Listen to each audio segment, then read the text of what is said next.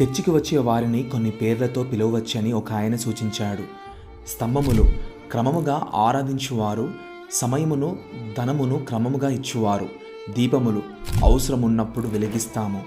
పెళ్లిలకు సమాధి చేయుటకు చర్చిని ఉపయోగించువారు. ఉత్సవములు కేవలం క్రిస్మస్, క్రొత్త సంవత్సరము, కోత పండుగ, ఈస్టర్ ఆరాధనలకు వచ్చేవారు. స్పాంజీలు అన్ని ఆశీర్వాదములు తీసుకుంటారు కానీ ఏమి ఇవ్వని వారు. దురదగొండి ప్రతిదానికి తగులాడి అందరిలోనూ తప్పులెదికేవారు. ఈ 5 తెగలలో మనము ఏ తెగకు చెందినవారము?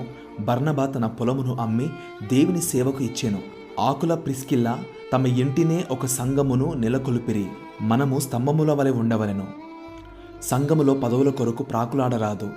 నిస్వార్థముగా దేవుడే ప్రతిఫలము ఇచ్చునను విశ్వాసముతో ఆయన సేవ చేయవలెను.